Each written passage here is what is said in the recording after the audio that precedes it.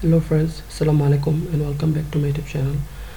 Actually friends, আজকের ভিডিওতে আপনাদেরকে দেখাবো কিভাবে এক্স্যাক্টলি আপনারা এই Xampp সার্ভারে যদি এরর আসে, অ্যাকচুয়ালি যদি আপনার HTTP আদারওয়াইজ আপনার MySQL স্টার্ট না হয়, তাহলে অ্যাকচুয়ালি আপনারা কি করতে পারবেন তো আপনাদেরকে দেখিয়ে দেবো। অ্যাকচুয়ালি উইদিন ফিউ সেকেন্ড 4 নম্বরটা Xampp সার্ভার একটু চালু করে নিই। অ্যাকচুয়ালি আমারটা খুব ভালো করে কাজ করে, ফার্স্ট অফ অল এটা অ্যাকচুয়ালি এরকম সুন্দর কাজ করতো না।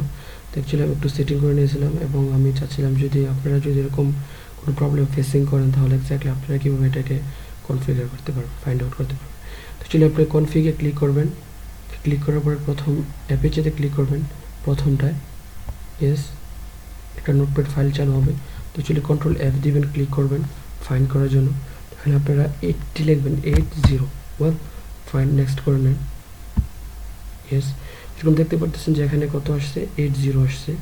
80 এটা তো আমাদের লিসেন, এটা আমাদের অ্যাকচুয়ালি আমাদের চেঞ্জ করতে হবে না। একটু নিচে স্ক্রলিং ডাউন করে দেখতে পারতেছেন যে এখানে আমাদের কি আসতেছে 80।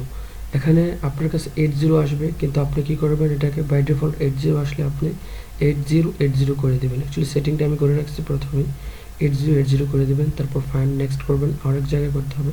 এখানে লোকাল হোস্টকে আপনার সার্ভার নেমটা লোকাল হোস্ট 8080 করে দেবেন। ওয়েল এটার কাছে অ্যাকচুয়ালি শেষ হয়ে গেলে আপনারা কী করবেন, 8080 দিয়ে এখান থেকে আপনারা ফাইলটা সেভ করে নেবেন।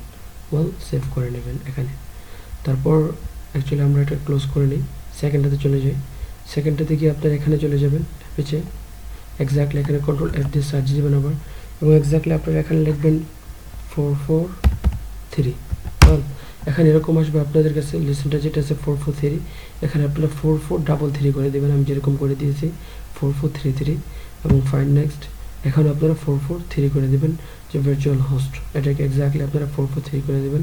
ফাইন্ড নেক্সট এখানে আপনারা সার্ভার নেম এটা এক্স্যাক্টলি এরকম থাকবে, এটাকে অফকোর্স আপনারা চেঞ্জ করবেন না। অ্যান্ড দেন শুধু এই দুইটাই চেঞ্জ করবেন, আর কিছু নেই, এক্স্যাক্টলি শেষ। তারপর আপনারা এখান থেকে কন্ট্রোল সেভ করে দেবেন। ওয়েল আমি এখানে কোনো মডিফাই করিনি, শুধু আপনাদেরকে দেখিয়ে দিয়েছি যে আমার কোন জায়গায় কী কী আছে। এক্স্যাক্টলি আমি নিজে সেভ করে নিয়েছিলাম, মডিফাই করলে হয়তো আপনাদের কিছু কনফিউজ হতে পারে। এক্স্যাক্টলি কোনো কিছু মডিফাই করে নিই, সেভ করে এখান থেকে আপনারা ক্যান্সেল করে দেবেন। তারপর আপনারা এখানে স্টার্ট দেবেন এবং স্টার্ট দেবেন।